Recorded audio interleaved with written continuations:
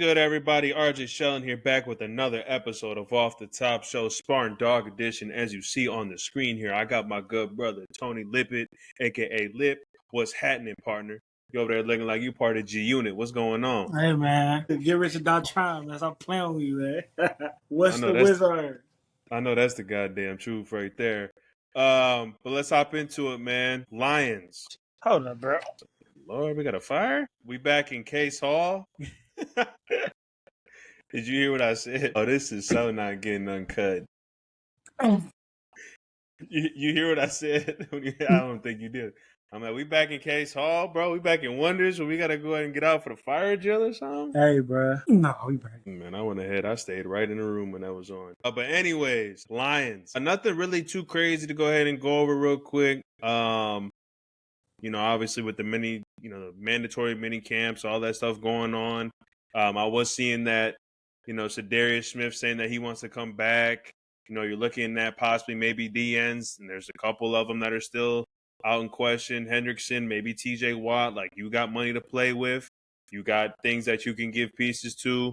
Kind of what are you expecting that they're gonna do? Do you think that they're good where they're at? Do you think they're kind of make moves to get that D line, or is Hutchinson, he's good, he's gonna come back and just do his thing? I think he will come back and be well. I think he'll obviously get better as the season goes along, as he gets his feet up under him. And I don't think he's gonna be where he was like previous until next season, not this season. But I think he'll definitely get close to back to being where he was before the season. Before that, he was a force on that D line for real. But I don't think the Lions defense get any worse than it was last year. And it's crazy because their secondary was pretty good. They was young. Safety game is immaculate. Two of the best safeties in the game. I'd probably say the best duo for sure in Branch and Kirby Joseph. Obviously, you bring in Arnold back. He was a rookie last year, so he have another year of, that first year, the second year.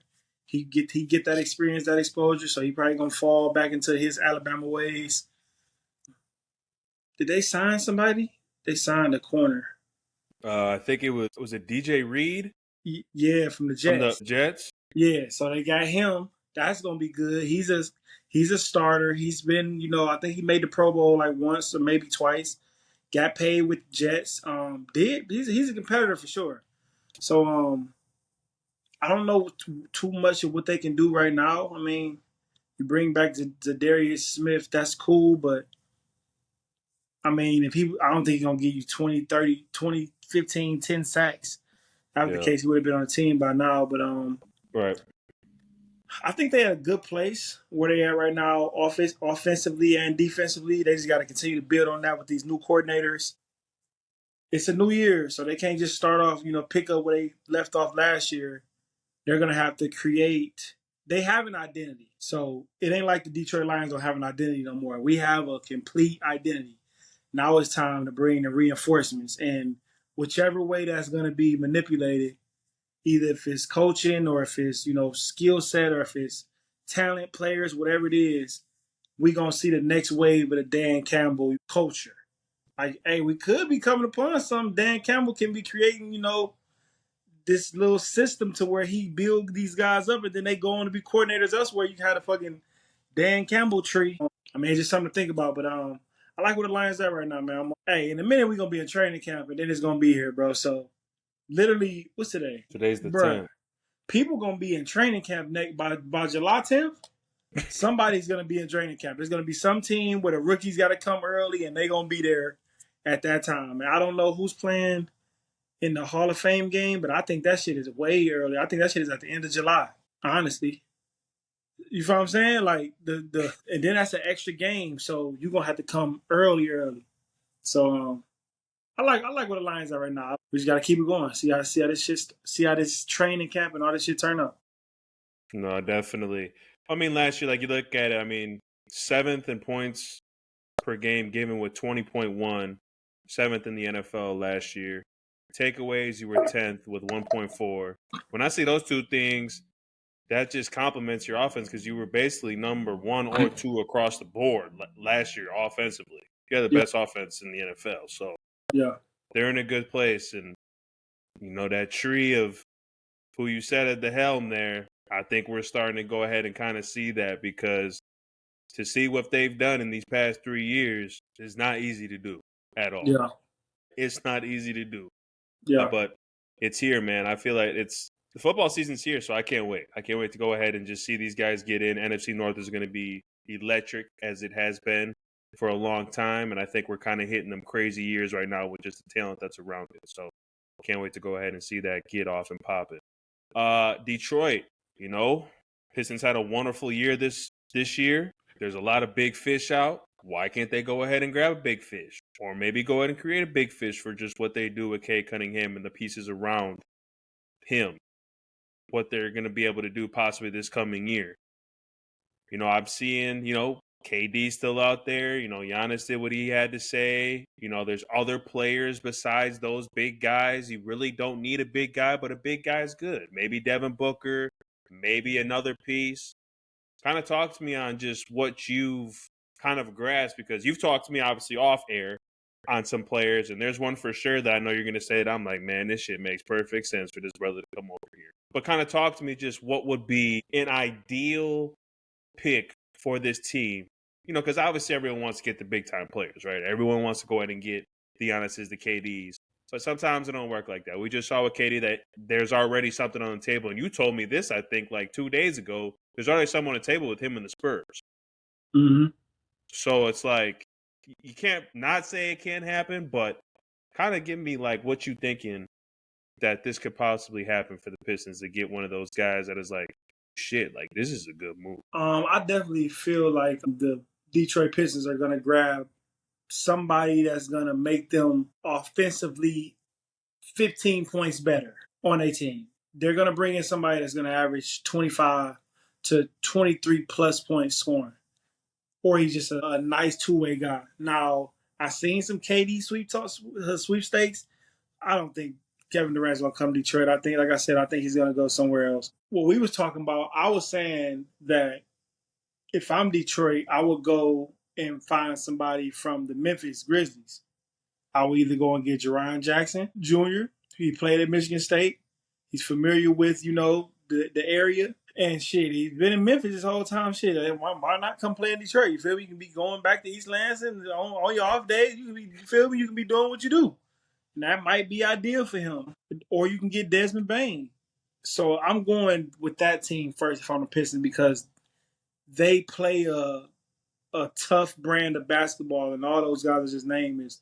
They play tough. They ain't slouches or nothing like that. You can't win a Defensive Player of the Year and not be tough. That's where I would go. But something just popped up in my mind on where don't be shocked if this happens. We hearing all this stuff in New York, man. We hearing all these rumblings and how, some of the players, I guess, didn't like that Cat wasn't playing enough defense and whatever, for whatever they, I don't know if it was players, if it was coaches, just the energy around the building maybe was like, hey, Cat need to play some motherfucking defense. So he might be on the move, you know what I'm saying? Yeah. Why not the Pistons say, hey, we can go and grab him and he can come and do for what he did for the Knicks, because they haven't been in the Eastern Conference Finals in decades. So for him to come in now and then they go straight there, he definitely helped that team. He would definitely help the Pistons. We would definitely help. Now, I don't know what they're going to trade or anything like that. I'm just saying, like, I definitely can see Cat, playing off Cade and with shooters all around, and Cat just kind of being, because Cat not a superstar. I don't think he was ever a superstar, but he's a player that's, really, really talented, and you got to respect him. Right. That's what he can be. That's what he can bring to the Pistons, and I would love to see that. I think that would be dope, honestly. So, I mean, it's a lot of ways, the Pistons can go at this. Shit, I'm excited to see where they go. Obviously, about to start hearing stuff, about to start seeing stuff happen as this finals come to an end real soon. So, eyes is open, man. Let's get it. Your damn Detroit Tigers, man, cannot not stop winning, man. Every week, man. Every week, we saying the same thing. 43-24. They're 23-9 at home. 20-15, but they're still 5 games over 500.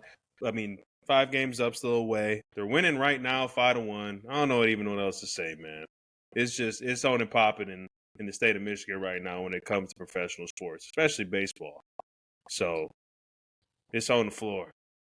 Like, you keep playing like this, you're going to be at home hosting a game. You have home field advantage. Championship. Why not? Why not? Why not the Pistons, the Lions, and the Tigers all be cold?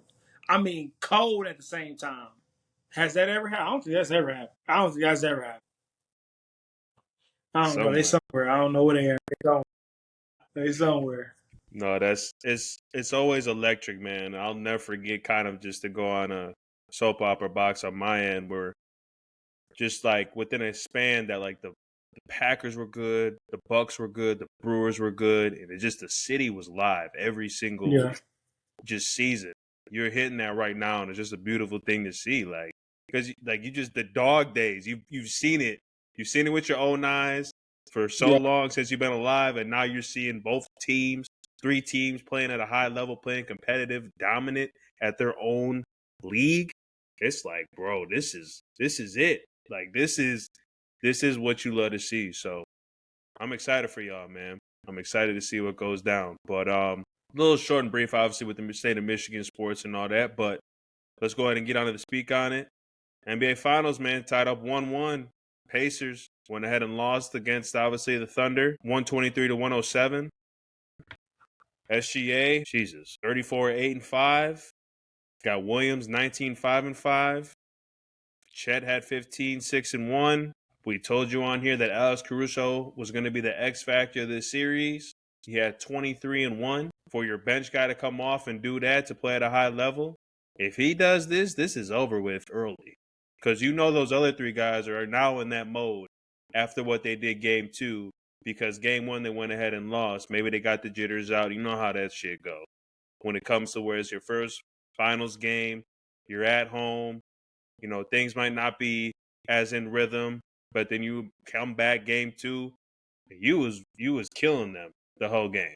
Like, you were winning every quarter.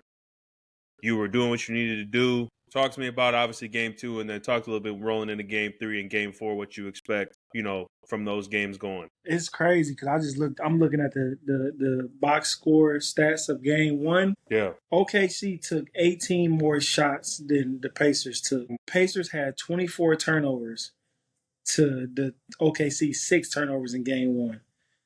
Pacers had 24 assists to OKC 13. They had 56 rebounds. The Pacers, 56 rebounds to OKC's 39. Did you see the lineup change in game 1? Yes. That was crazy to me because it's so many signals that you sending off to everybody involved in sports right now to change your lineup right now when you are the number 1 team. You've been the best team all year. You've had this same lineup all year. No matter who you played, no matter what matchup it was, you kept your starters as your starters unless somebody was out. Y'all lost what? 2 games? This entire playoff streak, y'all lost 2 games. They swept the Grizzlies, and they went 2. No, did it go 2 or it went 3 with Denver? I mean, it went 7 with Denver. I think it went 7 with Denver. So they lost 3 games. Okay, they lost 3. But you stayed with the same lineup. Bro, you sent a whole bomb to your whole locker room. Because think about it. If they took Hardenstein out of the starting lineup and brought in Case Wallace, right? But now you're making Chet play totally different. You're making everybody else in the starting lineup play totally different than they have played all year. Everybody's not shade. All them niggas are not superstars. Some of the motherfuckers been like that same role that they've been playing all year. They've been executing that same role. You feel me? Like right. PJ Tucker in the corner shooting his 3, playing his defense. But then when he went to the Clippers needed more from him and from that position, so he couldn't play. But he ain't do nothing wrong. He had the same type. This is the same game. It messed up everybody's game around him. Because it made all of them play different. Because now they got to crash the glass more. They probably got to play a little bit more defense. You feel what I'm saying? They got to help out a little bit more on the rebounding, a lot of bit more on the rebounding, and that just changes up everything. I don't know why that coach changed up the starting line. I don't care what lineup Indiana played. I'm OKC. I'm the number 1 seed. Won 68 games this year. I'm not changing because Indiana. I'm not doing that shit at home, bro. In game 1, and then you send a message to Indiana, like you don't trust something there you don't trust. And I don't care. I don't care what you say, bro.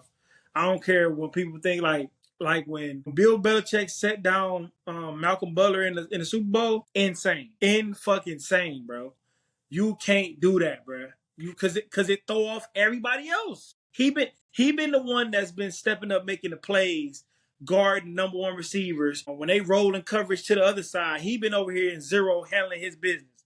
But now you take him out and that make everybody else's job harder. Everybody. And that's what they did. That's why they ended up losing. They kind of was getting tight in game 1.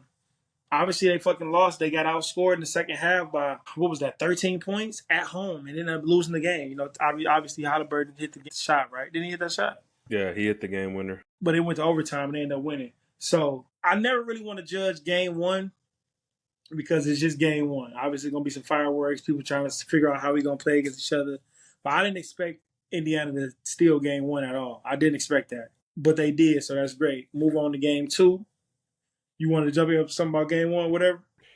No, I just think like I'm right with you. It's just like you. Like what you think about that move about benching the court? I mean, benching Hartenstein and bringing in like a wing or a guard.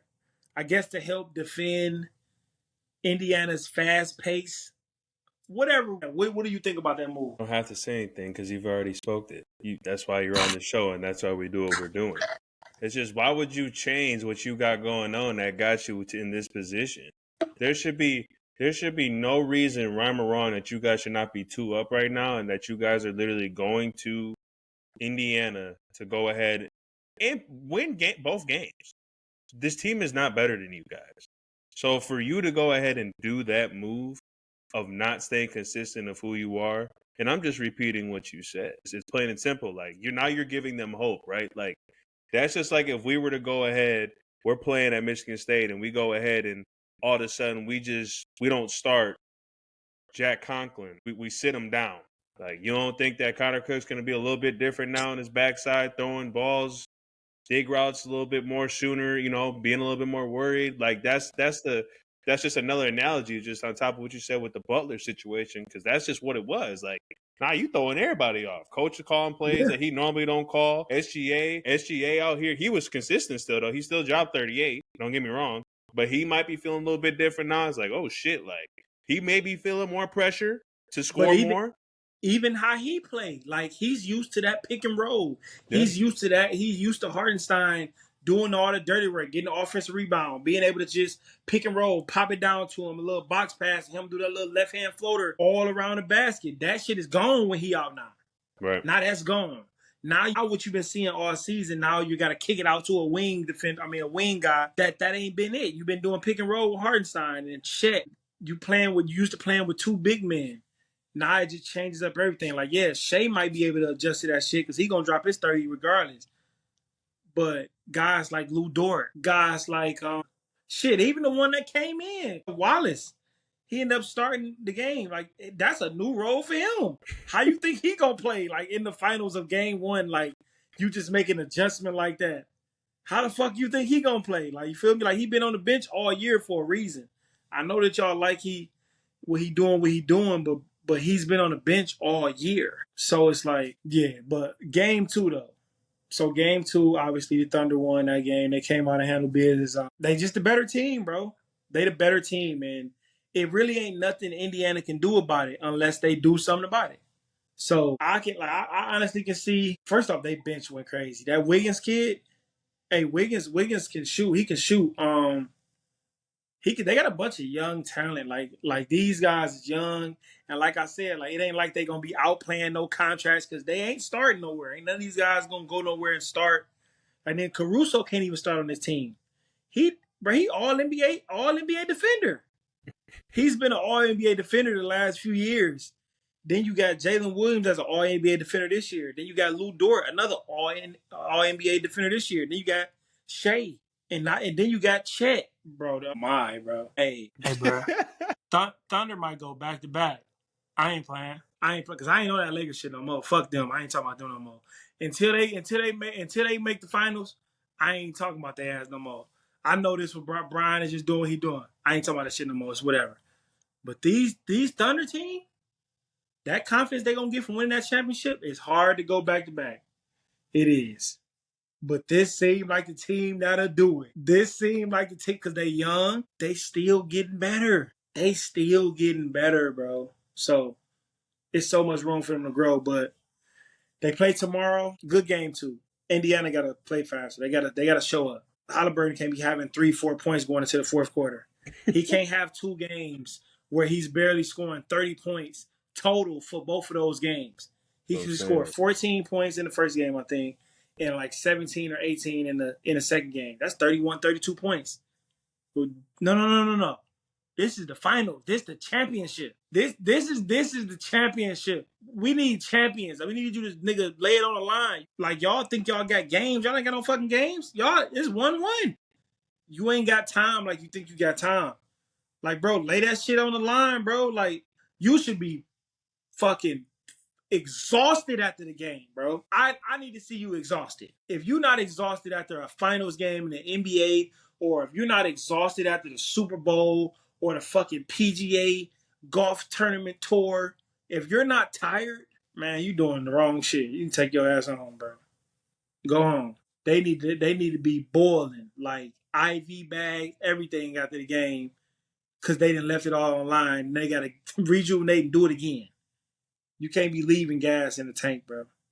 And the Pacers got to stop doing that. They starting off very slow against an extremely well coached and talented team.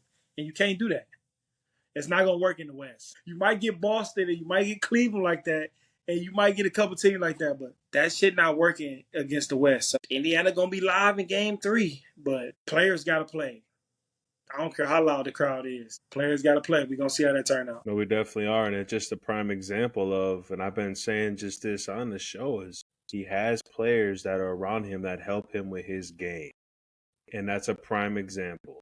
If you are a guy that leads your team the way you should, and you need to be exhausted, and you need to not be relying on your players, you be relying on yourself to make the plays for your team, a.k.a. shooting the ball.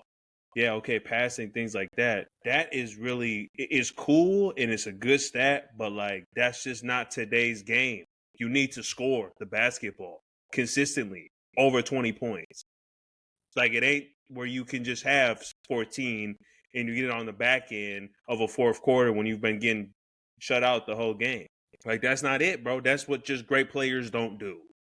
And if for people that think that's what, oh, he's a superstar, this and that, you know damn well that if you're going to go ahead and put that as a superstar, yeah, we got problems. We have legit problems on what superstars are now. And it's a reason why Jason Kidd was really good, but ain't nobody ever say he was a superstar. Exactly. Never. At no point in his career did people say he was a superstar. And he was cold. But it's just something that you gotta have to be a superstar, bro. And like I said, Halliburton, he's not a superstar. I think he's having a great run right now. Absolutely. I'm not saying it like he won't be an all-star again. He won't be a good player. Well, I think he will. But he ain't a superstar. Nah, he damn near can be the best point guard in the league for sure. And he can continue to, be consistent and drop 20 and 10. Now, if he do that shit for that'd be something different. If he do those for a few years, that'd be crazy. But he got to do that. And if he don't do that, then we're gonna be saying like that's why we questioning his superstar status anyway. That's what I'm saying. The J Kidd, Tyrese Halliburton, like they damn near in the same win, bro. They damn near kind of the same, bro. Now I don't know where Halliburton gonna go from now, but right now, like J Kidd had them talks, like man, that motherfucker cold, man, all-star. Maybe he is a superstar, maybe, but superstar shit comes with like winning. It comes with like performing at the highest of levels. And if you can't get there, then you ain't gonna be able to show that you can be that type of superstar. Like as well as Chad, as much as I love Chad Ochocinco, Ocho, my dog, by far one of the best receivers I've watched growing up. I studied that motherfucking game like forever. I told him this. He already know. I told him, hey, bro, you already know. But he wasn't able to showcase his talents in the playoffs because the Bengals didn't get to the playoffs a lot. And there's teams that went to the playoffs to where they'd be like, oh, shit, Deion Branch was probably colder than Chad Ochocinco. Deion Branch got a finals MVP, a Super Bowl MVP. People be like, damn, who was Deion Branch? People don't even know who Deion Branch is. You feel me? You got Steve Smith. Steve Smith was able to showcase his talents in the playoffs. Like, he was cold as fuck in the regular season for sure. But the playoffs is when you man, we already know. Like, the NFL is the toughest game. It's the toughest sport ever, bro. Right. I feel like the NFL is the toughest sport ever. Like, it's literally built on toughness. And in the playoffs and in the Super Bowl, it's one game. Players playing at the highest of levels, balls to the wall, every snap of that game. Ain't nothing like playoff football. And when you can dominate in playoff football, that's when that respect, that's when them gold jackets get put on. Eli Manning ain't have a Hall of Fame regular season, but in the playoffs, he got 2 runs that make it that look better than so many other quarterbacks playoff games and reps or series, whatever. And that's why he's going to the Fame. Period. That's why he's going to the Fame. Because he did it twice against the greatest quarterback of all time, holding them to 14 points, doing the crazy play off the head catch, helmet catch, spinning out of the sack. Like, that's gamer shit, bro. And you got to show up to the game, bro. Like, you got to show up. Halliburton got to prove himself, man. We go. Hey, we tuned in. Game 3. Who you got? OKC. You got OKC game 3? I had them off air. I had the Pacers, but I don't see them falling off after what they did in game 2. Like how they went ahead and made, because you gotta understand, like, they have defense. Like, this ain't no slouch. Like, you think that you like, all right, yeah, like, we gonna run and be able to go ahead and get a clean look. Like, they didn't get a clean look at all game 2 because what we said about game 1, they didn't change. They changed something. They went back to what got them there, and look at what happened. I don't see them falling off. I see it to where it's where they answer every knockout punch that the Pacers tried to do, that they're going to make. They're going to go on runs. They're going to do this, but they're going to keep hanging in there. And those times where they have those the switches when it maybe comes to the 1s or 2s, SGA like, yeah, no, I see blood in the water, bro. Because you know why? He's a fucking gamer. And he's going to stay in there, and he's going to drop 40. He's going to drop whatever it needs for them to be in the game. That's the difference between someone that is wanting it the moment, because he wants it. He's so chill. Like, he's so chill and just like a smooth assassin. And it showed game 2 what he was doing out there. You can't tell me that didn't look like a little bit of Kobe mixed with, I don't even know. To me, it was Kobe. To me, it was so many things to where I'm just like, this man is so special, bro.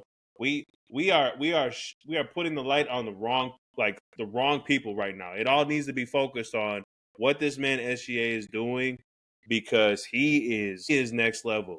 And I'm sorry for not getting on the wave about SGA, my good brother. If this ever happens to where it may pass you 10, 15 years from now, you got my respect, bro. I will not say a bad word about nothing. Your game, no, not a thing, bro. Because he's unguardable, bro. Bro, we haven't seen a guard have complete control. A guard have complete control over the game like he does with his team. I mean, yeah, you can say Steph, but Steph had KD. So Steph was the MVP. Yeah, but Steph had KD, and they both was in their prime. So he ain't have that. Yeah, I ain't about to get into that. I want to say Kobe or D Wade. Like, what guard do we know that like both ends of the court like could get with you, and then like, bro, the game is running through him right now. He's controlling the game, like the pace of the game, the flow of the game. He's able to inject himself at any moment. He needs to slow it down, to keep it going, to get a run. He's only been. It's been 2 games. He's only been to the free throw line 20 times, 10 times a game. That's a lot. And it ain't a crazy lot, but one game he only had 6 free throws, 7 free throws made. Another game he had 10 free throws made. So that's only 17 points. He didn't drop over 34 points in both games. Only 17 of those points have came from free throws. So he's getting buckets. Buckets. He scored 38 and he scored 38. Was that 38 or 40? He scored 38 and 34. That's 72. 17 of those points was free throws. He's getting buckets, bro. Like he's controlling the game like the greats, bro. Like the Hardens, like the Kobe's, like the Bryans. He's controlling the game like that. And he coming down the court with the ball too.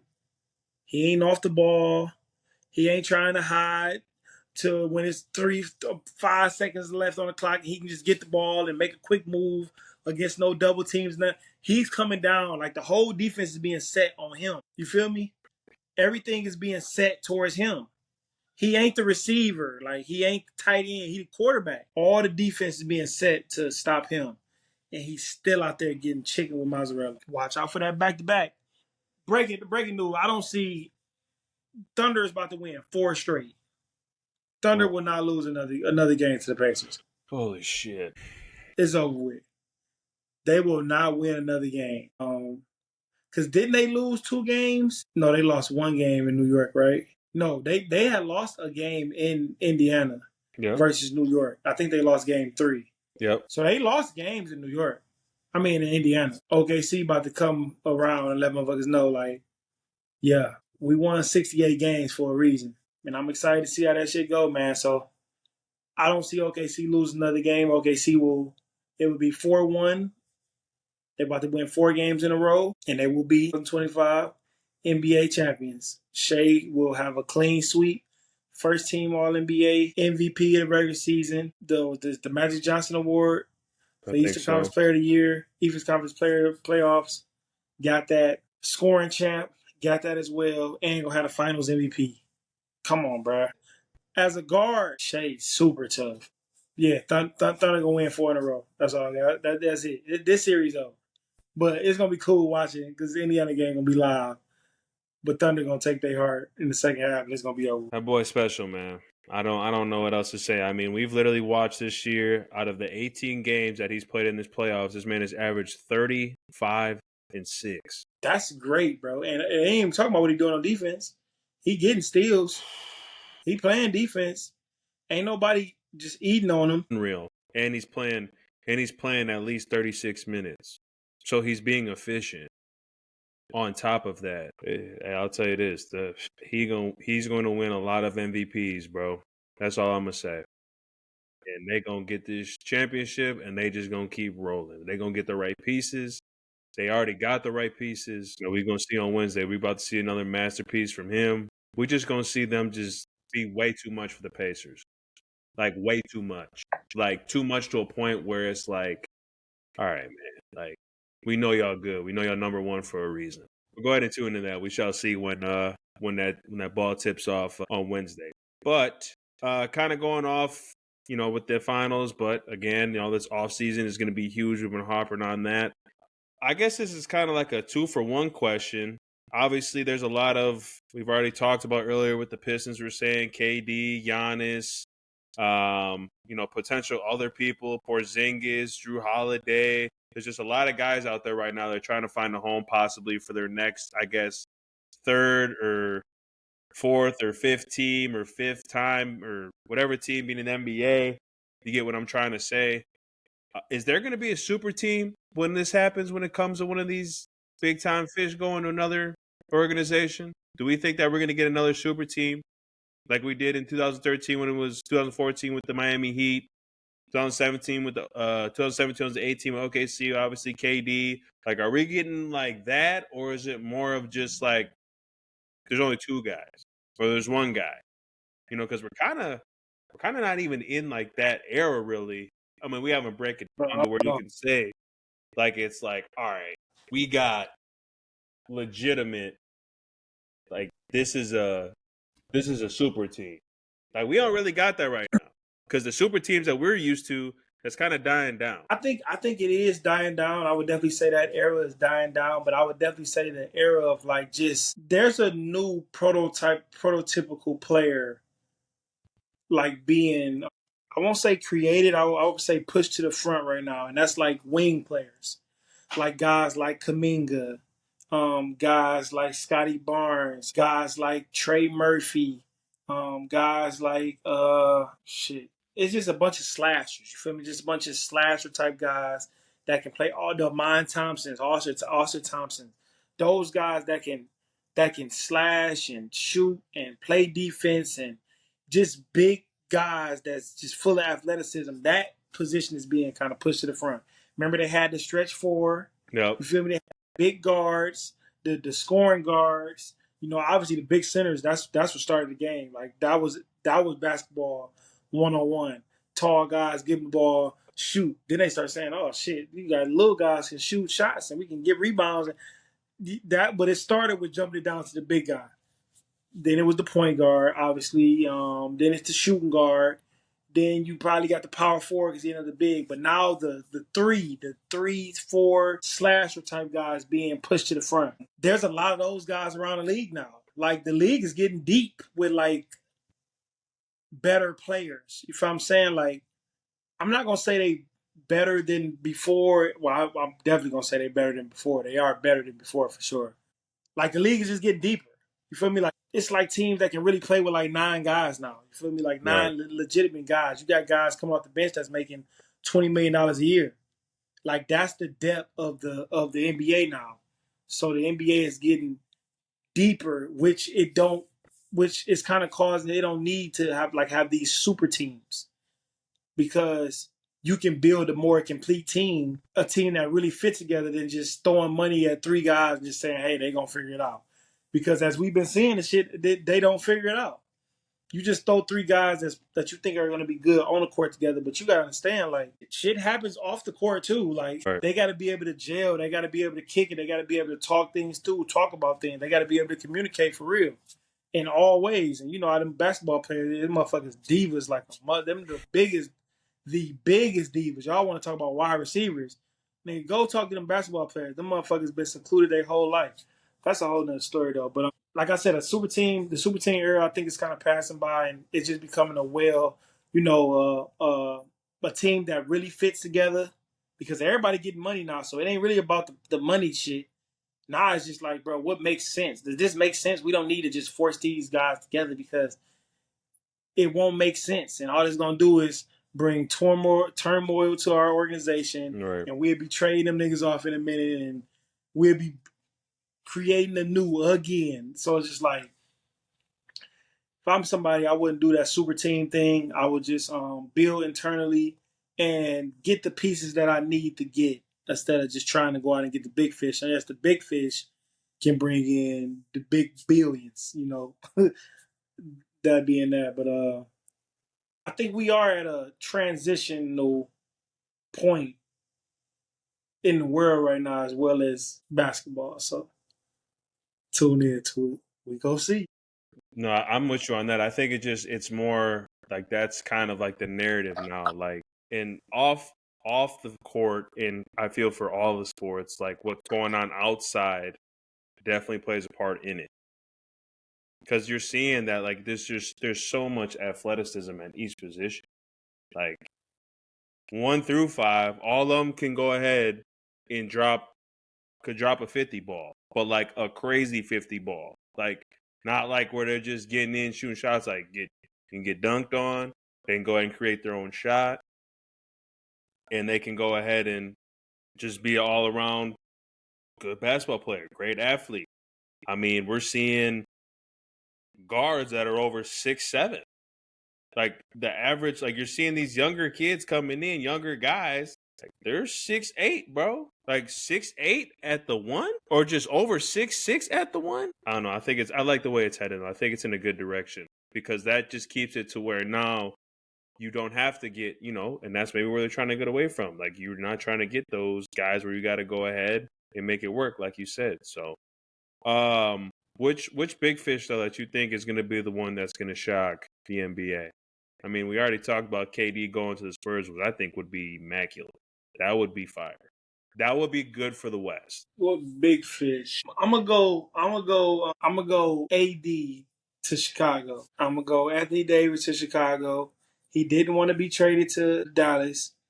He didn't know about the fucking trade. I think this was the year for him to sign the extension. He's 32, probably got about 4, maybe more, AD type of typical years in him, knowing his injury history. That's home. Chicago is home. I don't know if he ever wanted to play at home, but if he do, I'm sure there's an opportunity for him to do that right now. And like I said, I don't know how committed he is to playing for Dallas.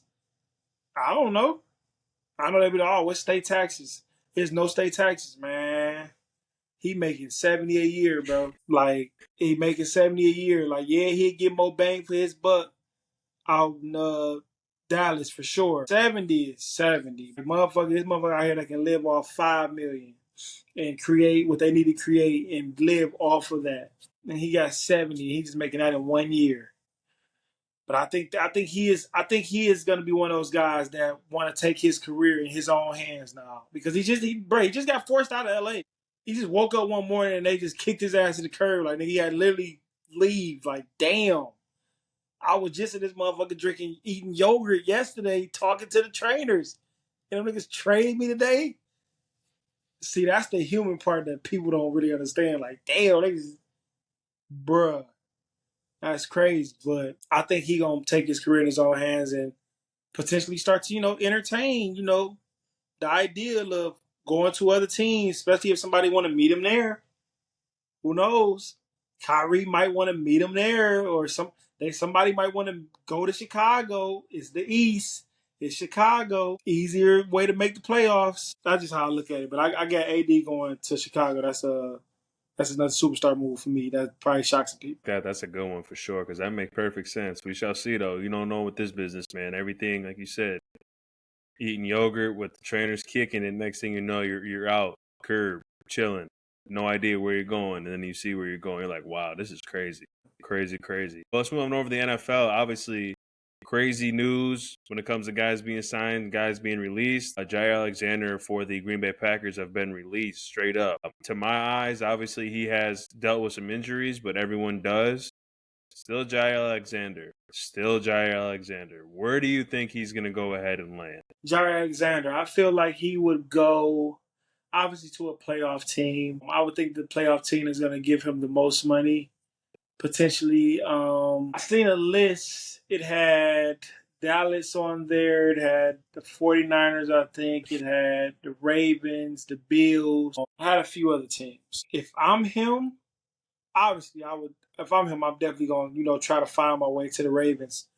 If the money makes sense and it makes sense there, I would go there. I don't know if the money is going to make that much sense in Baltimore, but if it does, I think that's a great choice for him. Man, I think this is a slick trade spot for him, but I think it'll fit perfectly the Los Angeles Chargers. Him going over there and playing with that defense and just adding more help to that defense, because that defense was already damn near pretty good last year. Now him go over there and add more help, which is gonna help Herbert, which is gonna help the offense. I think that'd be a good spot for him. An underrated spot, definitely one of those underrated spots.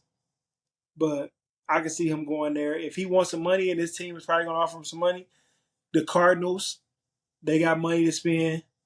They might want to, they might say, hey, we can get a Pro Bowl corner for whatever, we can go and do that. And if he's on a money tip, that he wouldn't mind that at all. So there's a couple places that he could definitely end up landing at. But don't be shocked if he ain't landing in Dallas or with the Giants, something like that, man. But he's gonna definitely go to a competitive team, and I'm excited to see where he goes, man. Definitely a high energy player, competitor of all competitors, always talking shit, always laughing, but he play hard. And he play for real. And you can tell he watched film. You can tell he's prepared. And he wants to. So you can't go wrong with that, bro. That's one of the players you need in your locker room for sure. Yeah, no, I'm sick that we couldn't get it figured out, but it is what it is. You got to move on, and I wish nothing but the best for him because he was one of my favorite corners and still one of my favorite corners to this day watching him play. Moving on, Aaron Rodgers finally signs with obviously the Steelers. I am ecstatic. I think this is going to be great for the NFL. I think it's going to be great for that division. We go ahead and get to see Aaron Rodgers versus Jordan Love. We see Aaron Rodgers versus Joe Burrow versus Lamar Jackson versus whoever they got with the Browns that they decide. But I just feel Aaron Rodgers is still Aaron Rodgers. If they go ahead and get that TJ Watt situation squared away and he's back playing, which I think they will, you got to kind of take this team kind of serious. Like, this ain't no team that you just going to, think that you're going to roll in and just play and they're just going to go ahead and fold over.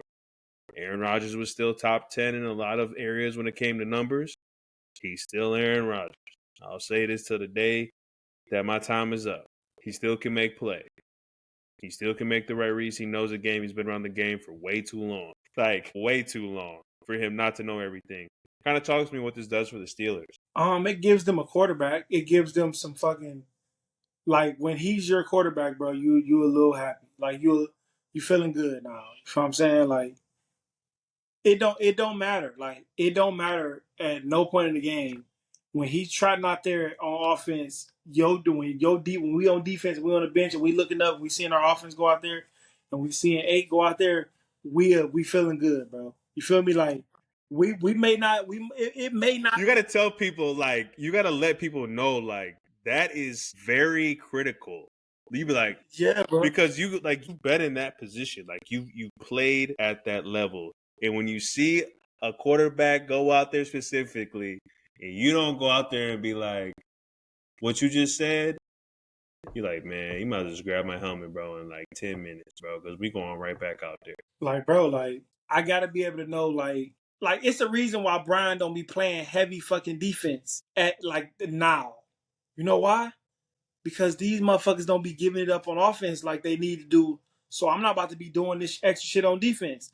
Now, if I ain't had to carry the motherfucking offense every single time, and I ain't had to carry the defense too, then maybe I'll play more defense. But I ain't about to be doing everything, bro, and trying to cover up for all of y'all fucking jobs. I'm not doing that. But it just makes everybody play better. Like, you got Aaron Rodgers as your quarterback, it's gonna make everybody play. Like, you gotta think about it. The Jets last year, they wasn't a good team, but they ain't quit. They played every game and lined up, win, lose, or draw. Aaron Rodgers went out there. He played bad. He missed some throws, all type of shit. They were dropping passes, same old Jets type shit, but every game they was like, we still got Aaron, bro. You feel me? Like, we still got Aaron. Something special can still happen. My receiver's going to still run. My lineman going to still block. It's the respect factor. Teams are going to respect you now because you have a Russell Wilson at quarterback. They might not think he's the same Russell Wilson when he first started playing with the Seahawks, but they understand that still is Russell Wilson. And he can still mentally, he's way all the way there. Maybe physically he railed back a little bit because that's what evolution is. But mentally, nigga, I've been watching the same shit for 15 years. Like, my mind, I've been seeing all of these defenses. I know if these blitzes coming over here, I know there's some people on this side gonna drop back because they gotta replace. I know this one we're gonna try to fly over there. This safety gonna try to rotate all the way over there. This corner gonna come over here. This nickel gonna go back to the corner. Like, they done seen so much.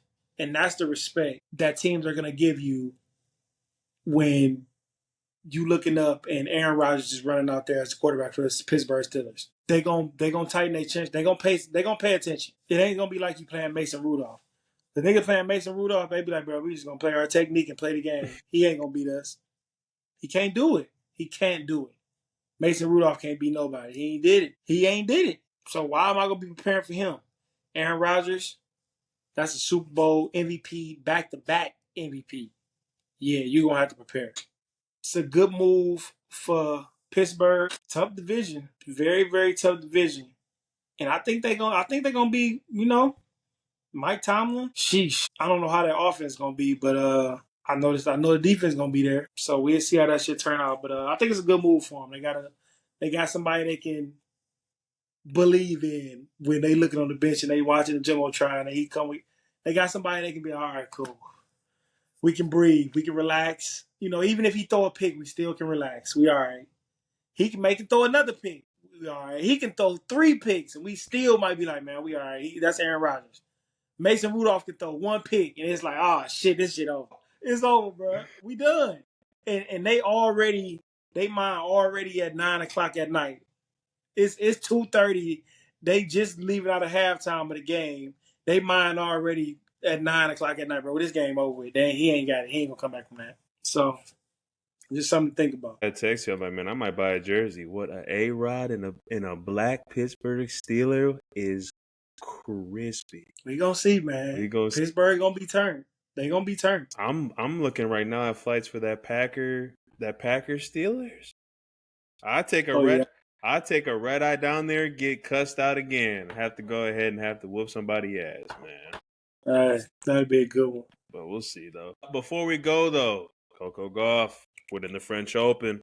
Shout out to the good sister. Unreal. It's always good to see a sister doing a goddamn thing in professional sports. Underdog, wasn't even supposed to win, came out victorious. Shout out to you. Shout out to what you've been doing. Because your story's crazy. If you look into it briefly, she started at a young age. And obviously, you know what goes through when, starting young, you really don't get that respect. You got to gain respect. You got to win these tournaments. Just like anything, you got to go ahead and be a gamer and accept the challenge. She's accepted the challenge. It was a great win for her. Shout out to her. I saw it all over Twitter, but also watched it as well in the beginning. I woke up early at 8 o'clock, watched it all the way through. I had it on my phone. I was on the golf course and saw her win. So shout out to her. And that was just inspirational. It was incredible. Yeah, man. Shout out to Coco, man. Continue to be great. Continue to believe in yourself. Continue to love yourself. Continue to shine, man. It's opportunity out there. It's opportunity out there, Shit. What's the point of working hard if you ain't, if you're going to get to the point and then pull back or not believe in yourself, man? Lean all the way into that shit. Lean even further into it. Like, you know what you do when you by yourself. You feel me? You know what you be on. You know how your mind be working and what goals and aspirations and, stuff you got for yourself. Take it there, tell her to take it there, man. Win some more. Cause I heard is she like the first, I said something like she like the first one to do it in like a while or something like that, or it's like ever? Was it ever? Was it? I think something said it was like a couple of decades. Yeah, it was like something hasn't been done in a few decades or something like that. Yeah, it was. She had did something. I think it was an American that hadn't won the French Open in a long time. Yeah, that's what it was. That's what it was. So to do that, man, that's like go break the records. Go break them all. Go break all Serena records. Go break Venus. Go break them all. Go break them all, man. But be you, man. Be you, man. It's only one you. Shit, might well be it. For real, might as well. But that's so dope, and I think she's definitely going to go ahead and do that, man. She's got her mindset to it, and that's just only going to help out. But with that, people, we appreciate you tuning in. We obviously are on social media platforms. You know what it is. My good brother Lip, take us out, man. Hey, man, drink y'all water, man. Shit, it's getting hot outside. You definitely better drink y'all water for real.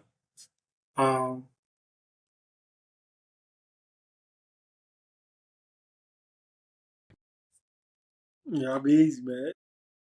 That's it. We'll see y'all. Peace out, man.